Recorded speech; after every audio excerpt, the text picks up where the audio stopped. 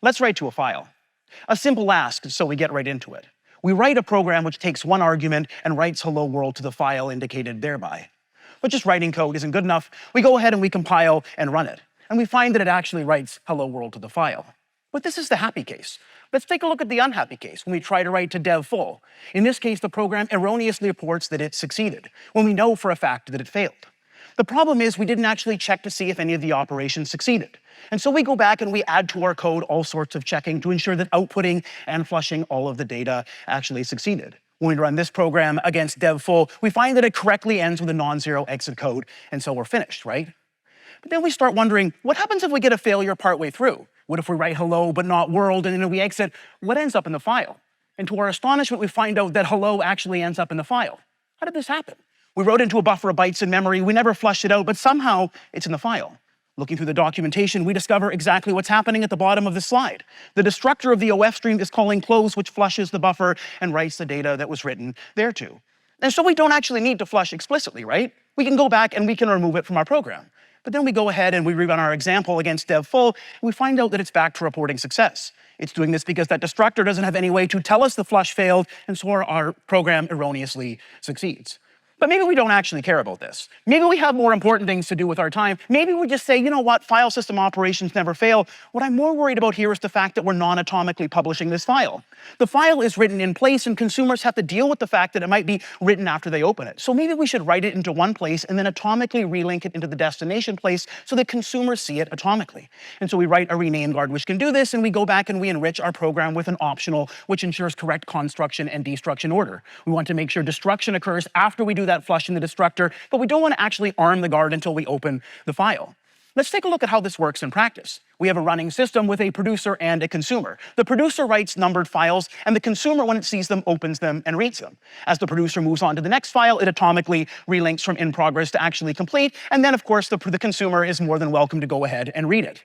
But we ingest a lot of data where I work. Maybe there's a slight operational mishap, and maybe someone forgets to clean out the disk. Maybe there's no space left on device.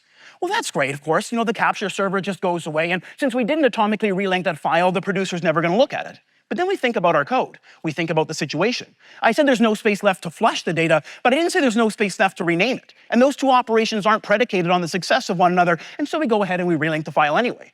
But it's partially formed, and so it's corrupted, but the producer opens it anyway and crashes and causes a production outage. Because the problem is that we mixed up finalization with cleanup. Finalization can fail, but we model it as though it's cleanup, which can't, and so we need to go back and we need to model this in our program in this way.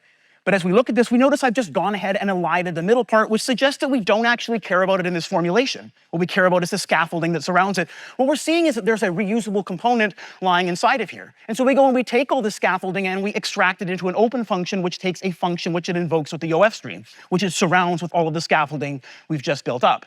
But then we realize this isn't truly generic. What happens if that function wants to communicate with our caller by returning some value? And so we take a naive stab at that. We just store it temporarily, do our cleanup, and return it. But this doesn't work for void types, and perhaps more interestingly, it doesn't work for types which are immovable and non-copyable, being returned through C++17 guaranteed copy elision. And so we need to respect that, but the problem is that that requires that we simply have a return statement that returns an unmaterialized PR value, which means we have nowhere to put our cleanup, which means we're back to putting it in a destructor, which means we take all of our local variables and we lift them into a scope. We have the ability to release this, and then we have a terrifying no-except false destructor, because in there we do cleanup that can actually throw an exception. We flush, and if that fails, we throw an exception, and we never do the rename. Of course, having this is no good if we can't actually bring it into being with a constructor, and so we give it a constructor which tries to open the file, and if it fails, throws an exception. Then we finally come to our final product. We come to our final product, which constructs the scope, wraps that return of an unmaterialized PR value in a try-catch, and in the catch block goes to the scope and releases it before rethrowing. The reason it does this is because both we don't want to rename partially written files, but also because if we didn't disarm the scope and we rethrew the exception, and then we ran the destructor of the scope, that destructor might throw, and if you throw from a destructor during stack unwinding, your program terminates instead of propagating the exception, which is no good. So here's the solution. It actually works. Thank you for your time.